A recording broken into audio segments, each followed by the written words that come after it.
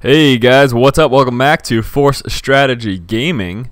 Today we're going to be taking a look at a game between Strelock and WhiteRa. So mouse is Strelock, which will be referred to as Strelock, and WhiteRa I will call WhiteRa because that is how I know him. Duckload is his sponsor for those who don't know. That is a hilarious name, by the way, Duckload. I'm not going to go into detail about that. I will leave that up to your imagination. So this is going to be a Terran vs Protoss here on Scrap Station. A few notes about the map. We do have this island expansion over here. A lot of times can be exploited by Terran players. The problem is you won't see professional players do this because most professional players will scout to see if a Terran has lifted a base off to this position. And then up here it's very, very difficult to defend the base. So yeah, don't see this a lot in professional play, but you do see it quite a bit in normal and lower league ladder games. So besides that, we do have the natural expansion over here, which is protected by these destructible debris, but those of course can be easily destroyed. You do have to worry about the air distance behind that base, of course, as well. That could be quite threatening to any air harassment. Short distance between the two bases, as the crow flies, if you will, means that air harassment is very likely, drop harassment is very likely. It's just a very short distance, very easy to exploit. Beyond those initial expansions, we do have these further outreaching expansions over here, and then way further back here, and then this high yield in this position as well. Very rarely do you see the game get to this position. A lot of times you'll see a natural and possibly a third taken, but usually by that point someone is pretty dominant in the game, and they end up taking this high yield, and that's pretty much GG. That's typically how you see this match play out. Both players going to be scouting right now. WhiteRa's passing Strelock's SCV, giving each other a little high five and a slap on the bum. Okay, maybe not the slap on the bum, but they're at least giving each other a high five. Gateway coming out for WhiteRa right now. First assimilator is up. He's going to be saturating that at the moment. Inside of Strelock's base, WhiteRa is going to be getting a good scout of what's going on. He's seeing nothing but the normal. A very standard opening from both players. Trying to be a little harassive here and doing some damage to that SCV. And that's not very nice, WhiteRa. You got to be a little kinder than that. Come on.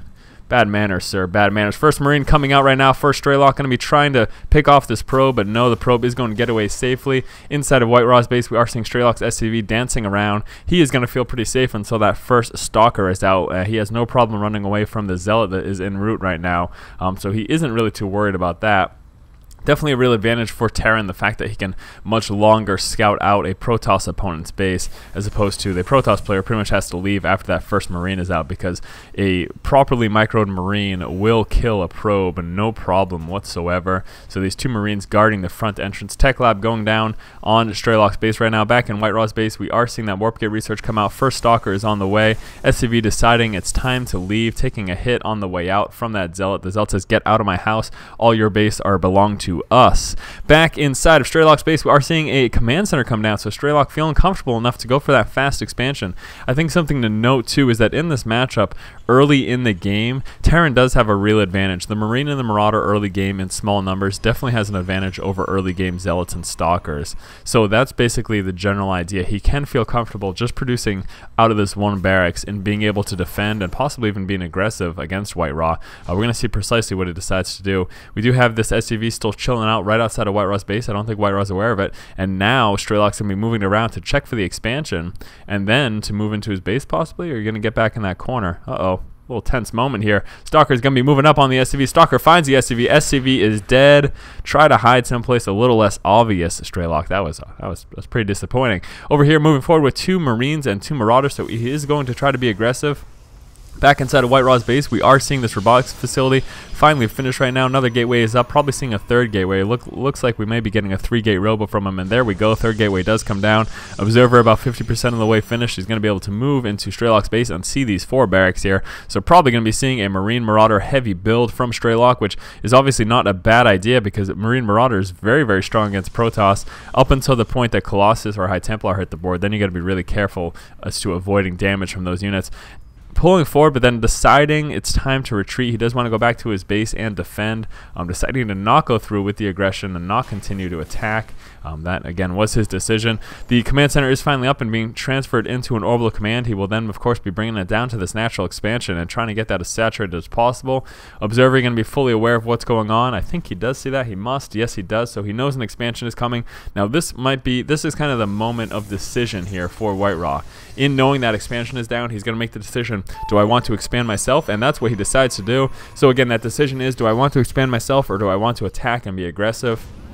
Great bunker positioning from Strelock, pretty much would have nullified any aggression, so I would say that that was the right decision for WhiteRa. Had he pushed at that moment with the amount of units he has right now, he just wouldn't do enough damage to Strelock to warrant basically going for an attack as opposed to expanding himself. So here we go, WhiteRa is coming down with the expansion, going to be pushing forward with this Immortal, Sentry, and Stalker, going to basically test the front waters, and this could be a little dangerous. Lots of Marines and Marauders on the board right now for Strelock. We can see he's pumping out pretty constantly out of these 4 barracks right now, and definitely looking for some early aggression. No attachments on these because he doesn't want to waste the time building attachments. He'd rather come out with those Marines. Matter of debate for a lot of players, but basically if you want to be aggressive early on, you can't buy the time for those attachments. Obviously, something you should avoid doing is getting supply blocked. A drop coming down right now from WhiteRa into Strelock's mirror line. This is going to do a lot of damage. He doesn't have enough units up here right now. Strelock does not have enough units to deal with it. Lots of SCVs going down. Those Zealots making quick work of the SCVs. 1-shot, 2-shot, goodbye.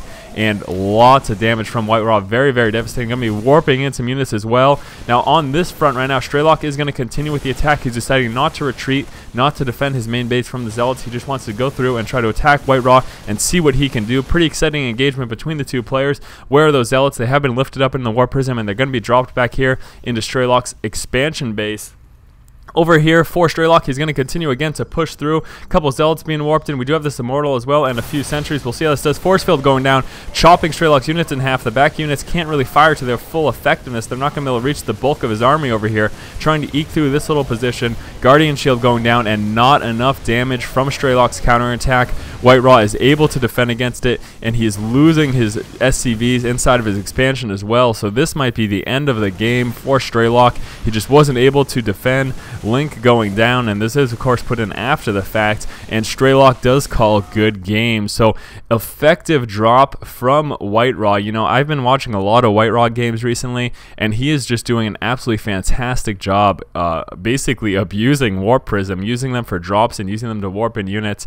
This has been his unit of choice for quite some time, so good job on WhiteRa. Excellent play, dropping in the middle line, doing a lot of damage. Strelock again making the decision to go through with the counterattack instead of going back to defend his main base. Maybe in hindsight that wasn't the best decision, but of course, you know, that's not the easiest thing to see when you're inside of the game.